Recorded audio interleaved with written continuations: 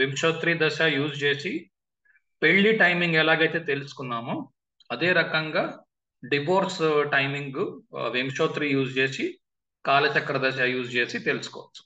Okay, దీంట్లో నా request ఏంటి అంటే శుభ్రంగా కాపురం చేసుకుంటున్న మొగుడు పెళ్ళాలు భార్యాభర్తలు దయచేసి ఇలాంటి ఇవి ప్రయత్నాలు చేసి మాకు విడాకులు అవుతాయా అలాంటివి ఎవరు ప్రయత్నాలు చేసి చూడకండి. ఇవి దానికోసం కాదు. ఓకే, మ్యాచింగ్ చూస్తున్నప్పుడు ఇది తప్పకుండా చూడండి. ఒకవేళ అర్లీ డెత్ ఆఫ్ స్పౌస్ కానీ అర్లీ డివోర్స్ కానీ ఉన్నప్పుడు ఈ కాంబినేషన్స్ మ్యాచింగ్ టైంలో చూడండి. అంటే పెళ్లి సంబంధాలు వెతుకుతున్నారు ఆ టైంలో చూడండి, చూడక తప్పదు కాబట్టి. అంతేకాని పెళ్ళయింది శుభ్రంగా కాపురం చేసుకుంటున్నారు 40 ఏళ్ళ నుంచో 20 ఏళ్ళ నుంచో అనుకున్న వాళ్ళు ఎవరు వాళ్ళ జాతకాలు తీసుకొని మా ఆయన చచ్చిపోతాడా మా భార్య చచ్చిపోతుందా ఇలాంటివి చూడకండి, అవి పని చెయ్యవు. ఓకే, ఇది ఓన్లీ అర్లీ డెత్ ఉన్నప్పుడు కానీ డివోర్స్ ఉన్నప్పుడు కానీ మాత్రమే పనిచేస్తాయి. ఓకే, ఈ రూల్స్ మిగిలిన చోట పనిచేయవు. రెండోది డెత్ టైమింగ్ అలాంటివి చేస్తున్నప్పుడు జాగ్రత్త అవసరము. అనవసరమైన భయాలు అలాంటివి ఎదుటి వాళ్ళ గుండెల్లో పెట్టకండి. ఓకే, 4-5 ఎగ్జాంపుల్స్ 10 ఎగ్జాంపుల్స్ 20 ఎగ్జాంపుల్స్ చేస్తే ఆటోమేటిక్ గా మీకు ఆ క్లారిటీ వస్తుంది, ఏది చెప్పాలి ఏది చెప్పకూడదు అని. కనిపిస్తున్నవన్నీ చెప్పలేము ఒక్కొక్కసారి.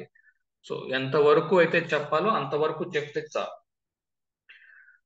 రైట్. సో పర్సనల్ హారోస్కోప్స్ లో దయచేసి చూసుకోకండి, వాటి వల్ల శాపాలు దోషాలు అలాంటివన్నీ అక్కర్లేని తలనొప్పులన్నీ బయలుదేరుతాయి. దయచేసి ఆ పని చేయకండి. ఓకే, ముందుకెళ్దాము. సో అర్లీ డివోర్స్ లేదా divorce or early death of spouse, ఈ రెండిట్లో ఏదన్నా. అర్లీ డెత్ అంటే స్పౌజ్ అంటే తెలుసు కదా, కళత్రం. ఓకే, కళత్రం యొక్క తొందరగా పెళ్ళైన కొద్ది రోజుల్లోనే లేకపోతే కొద్ది సంవత్సరాల్లోనే మరణము లేదా డైవర్స్. ఈ రెండు విషయాలు మనము D1 D9 యూజ్ చేసి వింశోత్తరి యూజ్ చేసి బ్రహ్మాండంగా టైం చేయవచ్చు. ఫస్ట్ ఆఫ్ ఆల్ చేయవలసింది ఏంటి అంటే చక్రం చూసి మనం ఇప్పటిదాకా నేర్చుకున్న 40 భాగాల ప్రకారము డివోర్స్ ఉందా లేదా ఫస్ట్ కన్ఫర్మ్ చేసుకోవాలి. ఓకే, అది చేసిన తర్వాతనే వింశోత్తరి పనిచేస్తుంది. సో ఇంతకు ముందు కూడా మనం నేర్చుకున్నది ఏంటి, బ్రహ్మచర్య యోగం చూసినా ఏం చూసినా కూడా వింశోత్రిలోని నీకు టైమింగ్ నువ్వు చేస్తున్నావు అంటే నీకు ఆల్రెడీ తెలిసి ఉండాలి యోగం ఉందా లేదా అని. అంతేగాని బ్రహ్మచర్య యోగం ఉన్న చార్ట్ ఎదురుగుండా పెట్టుకొని వింశోత్రితో టైమింగ్ చేయడం మొదలు పెడితే నీకు టైమింగ్ ఉన్నట్టు చూపిస్తుంది. ఓకే, ఈ విషయం మనకి తెలిసి ఉండాలి. కాబట్టి చార్ట్ చూసి ఒకవేళ డివోర్స్ కానీ డెత్ కానీ కనిపిస్తోందా అన్నది మనం ముందు చూడాలి. అది ఆల్రెడీ నేను 40 క్లాసుల్లోని నవాంశలో ఎక్స్ప్లెయిన్ చేశాను. ఓకే, 8th హౌస్ కనెక్షన్స్ ఉన్నప్పుడు 6th హౌస్ కనెక్షన్స్ ఉన్నప్పుడు డివోర్స్లు మనం బాగా ఎక్కువ చూసాం. డెత్లు ఎవరివి మనం ఎగ్జాంపుల్స్ చూడలేదు. ఓకే, అవి ఏమైనా ఉంటే చూడండి, దాంట్లో కూడా మీకు ఇంచుమించు ఇవే కాంబినేషన్స్ కనిపిస్తాయి. ఓకే, 8th హౌస్ డెత్ కి సంబంధించింది కాబట్టి D9 లోని మనం కాంబినేషన్స్ తీసుకొని డివోర్స్ ఎలా వస్తుందో ఎక్కువగా చూసాము. కాబట్టి ఇప్పుడు డివోర్స్ మీద కాన్సన్ట్రేట్ చేస్తూ వింశోత్తరిలోని ఒకవేళ డివోర్స్ వచ్చేలాగుంటే ఏమి కాంబినేషన్స్ వస్తాయి, దశ వేరియేషన్స్ యూజ్ చేసి చేయవలసింది. ఓకే, ఇప్పుడు మనం దశ వేరియేషన్ ఫస్ట్ సెట్ చేసుకోవాలి. రెండో లగ్నాన్ని తీసుకుంటాం, లగ్నం నుంచి చంద్రుడు ఎక్కడున్నాడో చూస్తాం. రెండో ఇంట్లో ఉన్నాడా 6వ ఇంట్లో ఉన్నాడా చూసుకొని దాన్ని బట్టి వింశోత్తరి దశ సెట్ చేసుకుంటాం. ఏం సెట్ చేసుకుంటాం, క్షేమ సెట్ చేసుకుంటాం, క్షేమతార. ఇదే 3లో కానీ 11లో కానీ లగ్నాత్తు చంద్రుడు ఉంటే ఉత్పన్న తార సెట్ చేసుకుంటాం. ఓకే, ఇదే మనకి అష్టమంలో కానీ వ్యయంలో కానీ లగ్నాత్తు చంద్రుడు ఉంటే D1లో అప్పుడు మనము ఆధాన తార సెట్ చేసుకుంటాం వింశోత్తరి వేరియేషన్ లో. ఈ 3 వేరియేషన్స్ సెట్ చేసుకోవాలి. ఏది లగ్నాత్తు చంద్రుడు ఎక్కడుంటే ఆ రకంగా సెట్ చేసుకోవాలి. ఒకవేళ చంద్రుడు కేంద్ర కోణాల్లో ఈ 3 చెప్పినట్టుగా కాకుండా కేంద్ర కోణాల్లో ఉంటే జన్మ వింశోత్తరి వాడుకోవచ్చు. ఓకే, ఇప్పుడు ఏం చేస్తారంటే వింశోత్తరి చేస్తున్నప్పుడు D9 మాత్రమే, ఎలాగైతే పెళ్లి టైమింగ్ కోసం మనం D9 మాత్రమే వాడుతున్నాము అదే రకంగా మనం పెళ్లి టైమింగ్ కోసం ఎలాగైతే D9 వాడుతున్నామో అదే రకంగా డివోర్స్ టైమింగ్ కూడా మనం D9 మాత్రమే వాడతాము. దాంట్లో 8కి 6కి ఓకే 7కి ఈ మూడిటికి కనెక్ట్ అవుతూ ఏదైనా ఒక గ్రహము దాని యొక్క మహర్దశ దాని యొక్క అంతర్దశ. ఓకే, 2 గ్రహాలు ఉండొచ్చు, 3 గ్రహాలు ఉండొచ్చు.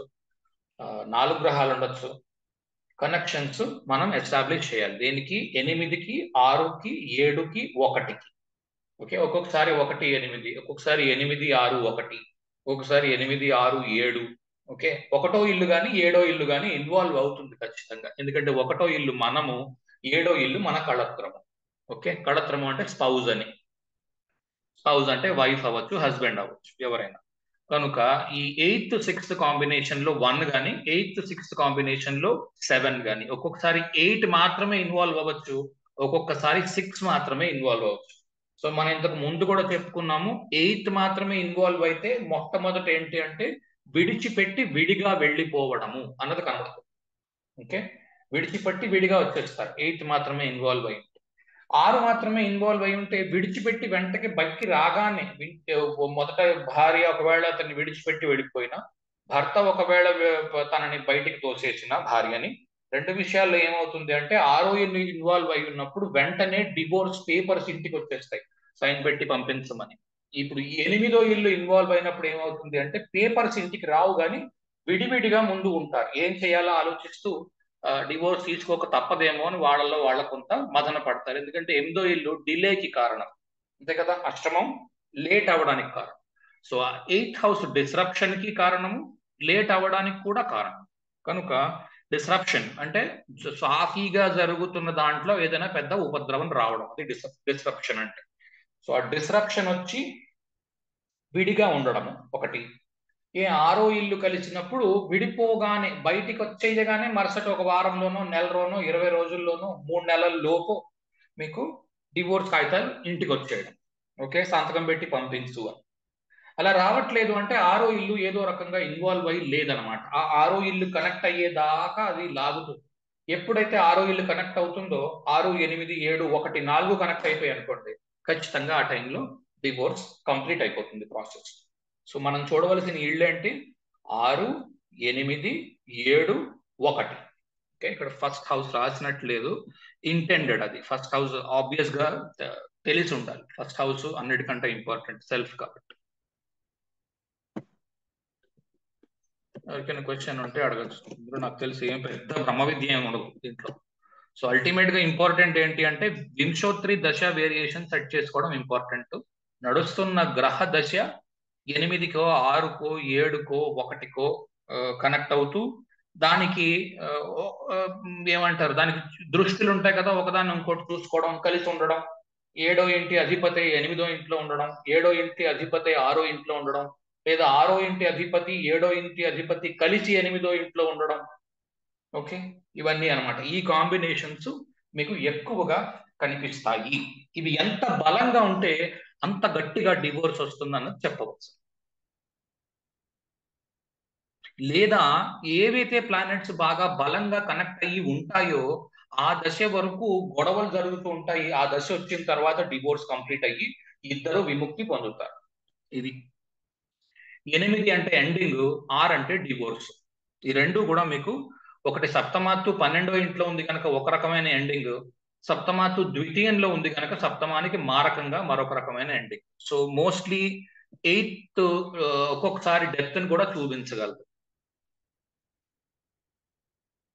కానీ మనం ఇప్పుడు డెత్ చూపిస్తోందా లేకపోతే డివోర్స్ చూపిస్తోందా అన్నది ఇప్పటికైతే నేను చెప్పడం లేదు, ఆ క్లారిటీ నేను తీసుకురావట్లేదు. ఎప్పుడైతే మన దగ్గర డెత్ హోరోస్కోప్స్ ఏమైనా ఉంటే ఆల్రెడీ అయినవి, ఓకే, అలాంటివి ఏమైనా ఉంటే ఎగ్జాంపుల్స్ ఎప్పుడైనా తీసుకొని రండి, అవి ఇవి పక్కన పెట్టి చూద్దాము, మీకు కూడా క్లారిటీ వస్తుంది, నేను కూడా కొత్త విషయాలు ఏమైనా ఉంటే నేర్చుకుంటాను. ఓకే, కాలచక్ర దశలో టైమింగ్ ఇది కూడా చాలా సింపుల్. దాంట్లో మనం లాస్ట్ టైం వింశోత్రిలో ఎలాగైతే మ్యారేజ్ కి టైమింగ్ చూసామో, ఇక్కడ విడిపోవడానికి టైమింగ్ కూడా ఇంచుమించుగా అలాగే ఉంటుంది. సో ఇందులో ఏంటి అంటే సేమ్ లాస్ట్ టైం లాగే D1, D9 రెండు చూడండి. దీంట్లో ఫస్ట్ లార్డ్ 6th హౌస్ కో 8th హౌస్ కో కనెక్ట్ అవుతాడు. 7th హౌస్ కానీ 9th హౌస్ కానీ కనెక్ట్ అవ్వడానికి అవకాశం ఉంది మొత్తం కాంబినేషన్ లో. ఇది ఎన్ని మాటలు జరిగితే ఫస్ట్ టైం జరిగినప్పుడు విడిచి వెళ్ళిపోవడానికి, దూరం వెళ్ళిపోవడానికి, రెండో మారు మళ్ళా ఆ దశలు, అలాంటి దశలు వచ్చినప్పుడు పూర్తి రకంగా డైవోర్స్ రావడానికి అవకాశాలు ఎక్కువ ఉంటాయి. ఓకే, సో దీంట్లో చూడవలసింది ఏంటి అంటే 6, 8 కాంబినేషన్స్ 1:7కి కలుగుతున్నాయా లేదా అన్నది ముఖ్యంగా చూస్తాం. చాలా సింపుల్ గా తేలిపోతుంది రూల్స్ మాత్రము. కానీ కనెక్ట్ చేసి చూస్తున్నప్పుడు ఏంటి అంటే చాలా దశలు ఉంటాయి. ఎందుకంటే ఒక్కసారి విడిపోయి వెనక్కి వచ్చేసిన తర్వాత కలిసి ఉండము అని చెప్పి ఆ తరువాతి దశలన్నీ కూడా మీరు ఒకవేళ మెల్లమెల్లగా విశ్లేషణ చేస్తే కనుక మీకేం కనిపిస్తుంది అంటే ఇదేంట్రా ఇందులో కూడా 6, 8 కనెక్ట్ అయి ఉన్నాయి కదా, ఇందులో కూడా మళ్ళీ కనెక్ట్ అయి ఉన్నాయి కదా, ఇందులో కూడా కనెక్ట్ అయి ఉన్నాయి కదా అన్నట్టుగా కనబడుతుంది.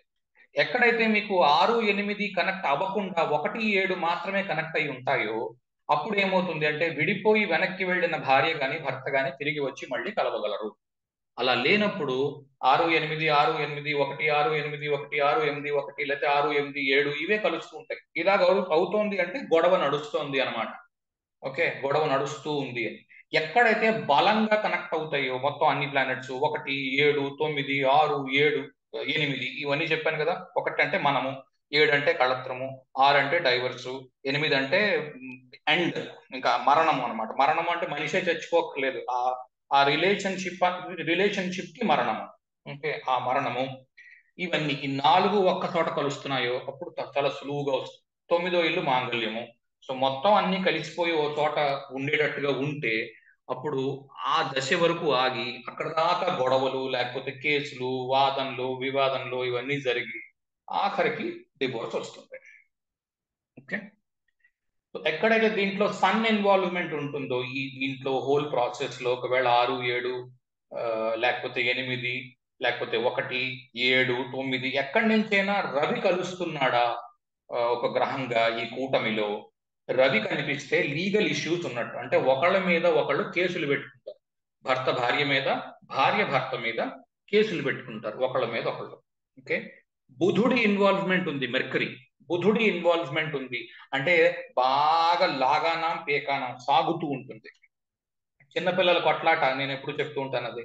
చిన్నపిల్లల కొట్లాట ఏంటి, ఒక దెబ్బ వీడు కొడితే 2 దెబ్బలు వాడు వేస్తాడు, వాడు 2 దెబ్బలు కొట్టాడు కదా ఈసారి నేను 3 దెబ్బలు వేస్తాను. ఇలా జరుగుతూ ఉంటుంది ముందుకి వెనక్కి ముందుకి వెనక్కి. అంతేకాని వాళ్ళ ప్రయత్నం అంతా దేని మీద ఉంటుంది అంటే ఇది చెడిపోవడానికి కారణం ఎవరు, ఇది చెడిపోవడానికి కారణం ఎవరు, ఇది చెడిపోవడానికి కారణం ఎవరు అన్న దాని మీదే వాళ్ళ గోలంతా నడుస్తుందే తప్ప సరే జరిగింది ఏదో జరిగిపోయింది, ఇప్పుడు ఇంకా విడిపోదాం అని అనుకున్నాం కదా, విడిపోయి ఎవరి జీవితం వాళ్ళు బాగు చేసుకుందాం అనే దృక్పథంలోకి రాదు. ఎందుకు నేను ఒప్పుకోవాలి, నేనెందుకు ఒక మెట్టు దిగాలి, నేను ఎప్పుడు పైనే ఉంటాను, ఆ తప్పంతా తనదే. నిజానికి ఏంటి అంటే ఇలాంటి వాటిల్లో తప్పు ఇద్దరి వైపునూ ఉంటుంది, ఒక్క వైపు మాత్రమే ఉండదు. ఓకే, ఎందుకంటే ఇది జరగాలి అంటే 2 వైపుల నుంచి కూడా తప్పు ఉంటుంది. అలా ఉన్నప్పుడు మాత్రమే మీకు విడాకులు అనేది జనరేట్ అవుతుంది. ఓకే,